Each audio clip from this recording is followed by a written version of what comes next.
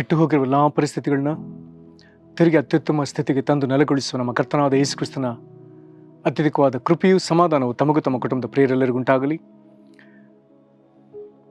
ಹೃದಯಂಗಮ ಮಾತು ಎನ್ನುವ ಈ ಮುಂಜಾನೆಯ ವಾಕ್ಯದ ಅಂತ ಸರಣಿಯಲ್ಲಿ ಈ ತಿಂಗಳು ನಾವು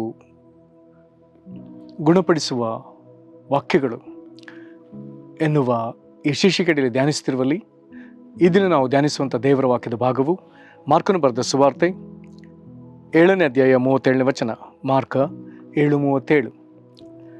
ಅವರು ಅತ್ಯಂತ ಆಶ್ಚರ್ಯಪಟ್ಟು ಎಲ್ಲ ಚೆನ್ನಾಗಿ ಮಾಡಿದ್ದಾನೆ, ಕಿವುಡರಾದರೂ ಕೇಳುವಂತೆ ಮಾಡುತ್ತಾನೆ, ಮೂಕರಾದರೂ ಮಾತಾಡುವಂತೆ ಮಾಡುತ್ತಾನೆ ಅಂದುಕೊಂಡರು. ಈ ವಾಕ್ಯಗಳನ್ನು ಗ್ರಹಿಸಲಿಕ್ಕೆ ನಾವು ಶಕ್ತರಾಗುವಂತೆ ದೇವರು ತಾನೇ ನಮ್ಮ ಮನೋನೇತ್ರಗಳನ್ನು ಬೆಳಗಿಸಿ ನಮ್ಮನ್ನು ತನ್ನ ಜ್ಞಾನವುಳ್ಳ ಆತ್ಮದಿಂದ ತುಂಬಿಸಲಿ. ದೇವರಾತ್ಮನಾದ ಕರ್ತನು ನಮಗೆ ಈ ವಾಕ್ಯಗಳನ್ನ ಹೆಚ್ಚೆಚ್ಚಾಗಿ ಬೋಧಿಸಲಿ. ಇಲ್ಲಿರುವಂಥ ಒಂದು ಬಹಳ ಸೊಗಸಾದ ಮಾತು, ಎಲ್ಲ ಚೆನ್ನಾಗಿ ಮಾಡಿದ್ದಾನೆ. ಇದನ್ನು ವಾಕ್ಯ ಕೇಳ್ತಿರುವಂಥ ದೇವರ ಪ್ರಿಯರೇ,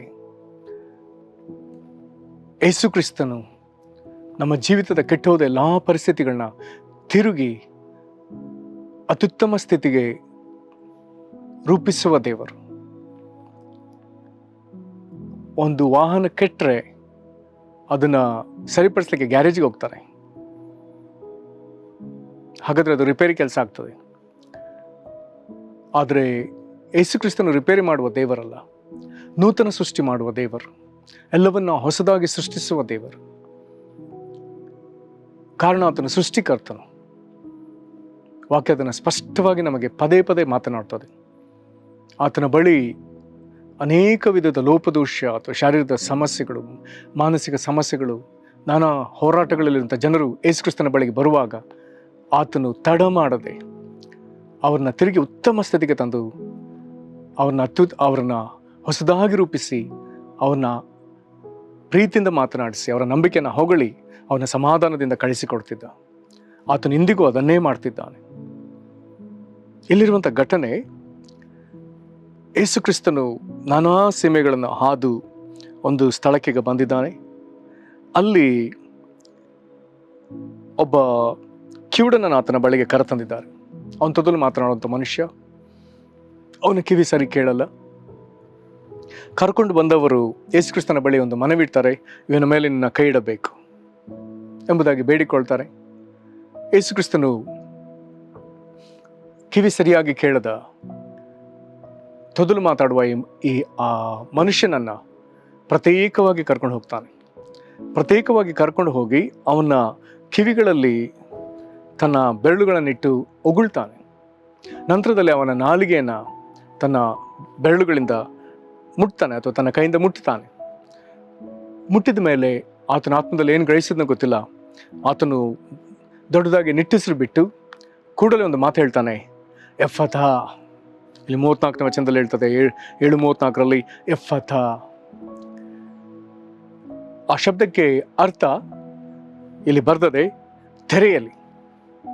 ಯೇಸು ಕ್ರಿಸ್ತನ ಅಪ್ಪಣೆ ಕೊಡುತ್ತಲೇ ಅಲ್ಲಿ ಬರ್ದದೆ, ಹೇಳುತ್ತಲೇ ಅವನ ಕಿವಿ ತೆರೆದವು, ಅವನ ನಾಲಿಗೆಯ ಕಟ್ಟು ಬಿಚ್ಚಿ ಹೋಯಿತು, ಅವನು ನೆಟ್ಟಗೆ ಮಾತಾಡಿದನು. ಕಿವಿ ತೆರೆಯಲ್ಪಡ್ತು, ಅವನ ನಾಲಿಗೆಗಿದ್ದಂಥ ಕಟ್ಟು ಬಿಚ್ಚಿ ಹೋಯಿತು ಮತ್ತು ಅವನು ನೆಟ್ಟಗೆ ಮಾತನಾಡಿದ. ಎಂಥ ಆಶ್ಚರ್ಯ! ಈ ಅದ್ಭುತ ನಡೆದ ಮೇಲೆ ಅವರೆಲ್ಲರಿಗೂ ಆತನು ಹೇಳ್ತಾನೆ, ಇದನ್ನು ಯಾರಿಗೂ ತಿಳಿಸ್ಬಿಡ್ರಿ ಎಂಬುದಾಗಿ ಖಂಡಿತವಾಗಿ ಅವ್ರಿಗೆ ಹೇಳ್ತಾನೆ ಅಥವಾ ಅಪ್ಪಣೆ ಕೊಡ್ತಾನೆ. ಆದರೆ ಅವರು ಹೋಗಿ ಅದನ್ನು ಎಷ್ಟೋ ಹೆಚ್ಚಾಗಿ ಅದನ್ನು ಎಲ್ಲ ಕಡೆ ಹಬ್ಬಿಸ್ತಾರೆ. ಈ ಅದ್ಭುತ ಕಂಡಂಥ ಜನರು ಅತ್ಯಂತ ಆಶ್ಚರ್ಯ ಪಡ್ತಾರೆ. ಅವರ ಬಾಯಿಂದ ಒಂದು ಮಾತು ಬರ್ತದೆ, ಎಲ್ಲ ಚೆನ್ನಾಗಿ ಮಾಡಿದ್ದಾನೆ, ಎಲ್ಲ ಚೆನ್ನಾಗಿ ಮಾಡಿದ್ದಾನೆ. ಕಿವುಡರಾದರೂ ಕೇಳುವಂತೆ ಮಾಡುತ್ತಾನೆ, ಮೂಕರಾದರೂ ಮಾತಾಡುವಂತೆ ಮಾಡುತ್ತಾನೆ. ಹಾಗಾದರೆ ಅಸಾಧ್ಯವಾದದನ್ನು ಸಾಧ್ಯ ಮಾಡುವ ದೇವರು. ಜನರಿಗೆ ಒಂದು ದೊಡ್ಡ ಸಂತೋಷ, ಎಲ್ಲ ಚೆನ್ನಾಗಿ ಮಾಡಿದ್ದಾನೆ ಎಂಬುದಾಗಿದ್ರೆ ಹೇಳಿದರೆ ಅವರು ಕಂಡ ಆ ಸ್ಥಿತಿ ಕೆಟ್ಟು ಹೋಗಿತ್ತು, ಯಾರಿಂದಲೂ ಸರಿ ಮಾಡಲಾರದ ಒಂದು ಸ್ಥಿತಿ. ಆದರೆ ಯೇಸು ಅದನ್ನು ಚೆನ್ನಾಗಿ ಮಾಡಿದ್ದಾನೆ. ದೇವರಿಗೆ ಸ್ತೋತ್ರ. ನಾನು ಚಿಕ್ಕವನಿರುವಾಗ ನನಗೆ ತೊದಲು ಬಾಯಿ ಮತ್ತು ನನ್ನ ಧ್ವನಿ ಅದು ಬಹಳ ಕೀರು ಧ್ವನಿ. ಇದಕ್ಕಾಗಿ ನನ್ನ ತಾಯಿ ವ್ಯಥೆಪಟ್ಟಿದ್ದಾರೆ, ದೇವರ ಬಳಿ ಪ್ರಾರ್ಥಿಸಿದ್ದಾರೆ. ದೇವರ ಪ್ರಾರ್ಥನೆಯನ್ನು ಅಲ್ಲಗಳಿಲೇ ಇಲ್ಲ. ದೇವರು ನನ್ನ ಕೀರು ಧ್ವನಿಯನ್ನು ಮಾರ್ಪಡಿಸಿದ, ಜೊತೆಗೆ ನನ್ನ ತೊದಲು ಬಾಯನ್ನು ಸಹ ದೇವರು ಗುಣಪಡಿಸಿದ. ಆತನೆಲ್ಲ ಚೆನ್ನಾಗಿ ಮಾಡುವ ದೇವರು. ಈಗಲೂ ನನ್ನ ತಾಯಿ ಪದೇ ಪದೇ ಹೇಳುವಂಥದ್ದು, ಏನಾದರೂ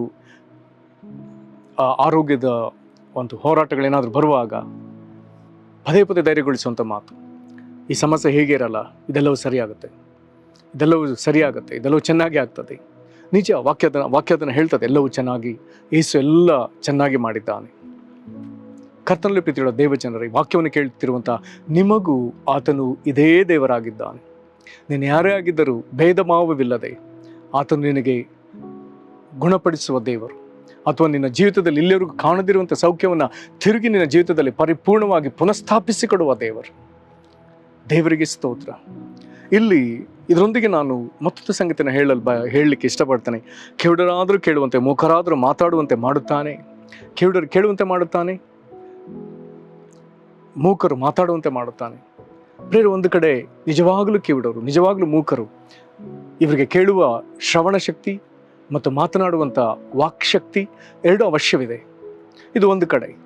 ಅದು ಅದೇ ವೇಳೆಯಲ್ಲಿ ಅನೇಕ ವಿಶ್ವಾಸಿಗಳಿಗೆ ಕಿವಿ ಕೇಳ್ತದೆ, ಬಾಯಿ ಮಾತನಾಡ್ತದೆ, ಆದರೆ ಮತ್ತೊಂದು ರೀತಿಯಲ್ಲಿ ಸಮಸ್ಯೆ ಇದೆ. ಯಾವ ಸಮಸ್ಯೆ? ದೇವರ ಶಬ್ದವನ್ನು ಕೇಳಿಸಿಕೊಳ್ಳುವ, ಪವಿತ್ರಾತ್ಮನ ಮಾತನಾಡುವಂಥ ಶಬ್ದ ಕೇಳಿಸಿಕೊಳ್ಳುವ, ದೇವರ ವಾಕ್ಯ ಓದುವಾಗ ದೇವರ ಸ್ವರವನ್ನು ಆಲಿಸುವ ಸಾಮರ್ಥ್ಯ ಒಂದು ವೇಳೆ ಕಡಿಮೆ ಆಗಿರ್ಬೋದು. ಒಂದು ವೇಳೆ ವಾಕ್ಯವನ್ನು ಗಮನಿಸಿದ್ರು ಅದನ್ನು ಇತರರ ಎದುರು ನಿಂತು ಮಾತನಾಡುವಂಥ ಸಾಮರ್ಥ್ಯ ಕೊರತೆ ಇರಬಹುದು. ಹಾಗಿದ್ರೆ ದೇವರ ಸ್ವರ ಕೇಳಿಸಿಕೊಳ್ಳಲಾರ್ದ ಒಂದು ಕಿವುಡುತನ ನಮ್ಮಲ್ಲಿದ್ದರೆ, ದೇವರ ವಾಕ್ಯವನ್ನು ಇನ್ನೊಬ್ಬರಿಗೆ ದೇವರಾತ್ಮನ ಬಲದಿಂದ ಅದನ್ನು ತಿಳಿಪಡಿಸುವಂತಹ ಒಂದು ಸಾಮರ್ಥ್ಯ ನಮ್ಮಲ್ಲಿ ಇಲ್ಲದೆ ಹೋದರೆ, ಹಾಗಾದರೆ ಈ ಕಟ್ಟು ಬಿಚ್ಚಲ್ಪಡಲೇಬೇಕು. ದೇವರ ಸ್ವರವನ್ನು ಕೇಳದಿರುವಂಥ ನಮ್ಮ ಕಿವಿಗಳು ತೆರೆಯಲ್ಪಡಲೇಬೇಕು. ಕರ್ತನಿಗಾಗಿ ಪ್ರವಾದಿಸಲಾರ್ದ, ಮಾತಾಡಲಾರ್ದ ನಮ್ಮ ಬಾಯಿಗಳು, ಆ ನಾಲಿಗೆ ಕಟ್ಟುಗಳು ಬಿಚ್ಚಲ್ಪಡಲೇಬೇಕು. ಅಲ್ಲಿ ಬರೆದದೆ, ಅವನ ನಾಲಿಗೆ ಕಟ್ಟು ಬಿಚ್ಚಿ ಹೋಯಿತು. ಆದರೆ ಕರ್ತನಿಗಾಗಿ ಮಾತನಾಡುವಂಥ ಬಾಯಿ ನಮಗೆ ಬೇಕಲ್ಲ. ಹಾಗಾದರೆ ನಮ್ಮಲ್ಲಿ ನಾವು ಎಷ್ಟೋ ಜನ ಇದಕ್ಕಾಗಿ ವ್ಯಥೆ ಪಡಲೇ ಇಲ್ಲ. ನಾವು ಅದರ ಕುರಿತು ಅದರ ಗೋಜಿಗೆ ಹೋಗಲೇ ಇಲ್ಲ.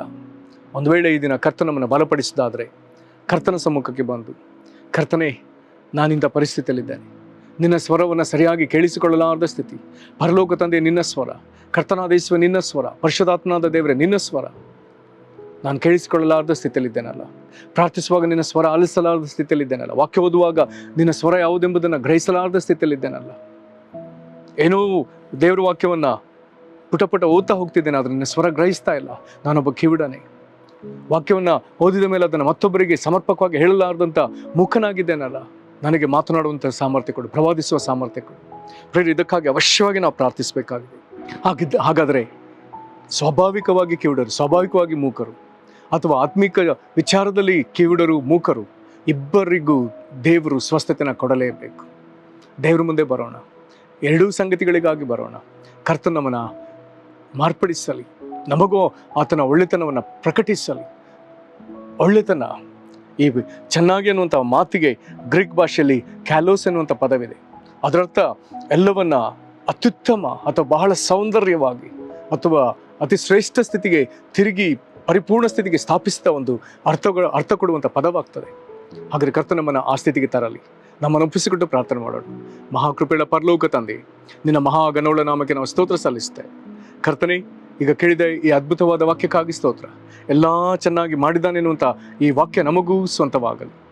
ಕರ್ತನೆ, ಈ ದಿನ ವಾಕ್ಯ ಕೇಳ್ತಿರುವವರಲ್ಲಿ ಯಾರ್ಯಾರಿಗೆ ಕಿವಿ ಕೇಳ್ತಿಲ್ಲವೋ ಕರ್ತನೆ ಈ ವಾಕ್ಯದ ಪ್ರಕಾರ ಏಸಪ್ಪ, ಈ ಮಗನಿಗೆ ನೀನು ನೆರಗಿದ ರೀತಿಯಲ್ಲಿ ಈ ಪ್ರಿಯರಿಗೂ ನೀನು ನೆರಗು.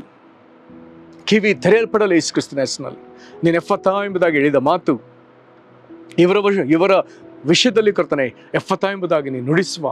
ಇವರ ಕಿವಿ ತೆರೆಯಲ್ಪಡಲಿ, ಇದರಿಂದ ಇವರ ನಾಲಿಗೆ ಕಟ್ಟುಗಳು ಬಿಚ್ಚಲ್ಪಡಲಿ. ಕರ್ತನೆ, ಸ್ವಾಭಾವಿಕವಾಗಿ ಇರುವಂಥ ಈ ಬಾಧೆಗಳು ನಜರೇತಿನ ಯೇಸು ಕ್ರಿಸ್ತನ ಹೆಸರಲ್ಲಿ ಅದು ಗುಣ ಹೊಂದಲಿ. ಅದೇ ವೇಳೆಯಲ್ಲಿ ಕರ್ತನೆ, ನಿನ್ನ ಸ್ವರ ಕೇಳಲಾರ್ದ ಬಲಹೀನತೆ ನಮ್ಮಲ್ಲಿ ಎಷ್ಟೋ ಜನರಿಗೆ ಇದೆ ಸ್ವಾಮಿ. ನಿನಗಾಗಿ ಎದ್ದು ಮಾತಾಡಲಾರ್ದಂಥ ಬಲಹೀನತೆ ನಮ್ಮಲ್ಲಿ ಇದೆ ಸ್ವಾಮಿ. ಅದನ್ನು ಒಪ್ಪಿಕೊಳ್ತೇವೆ.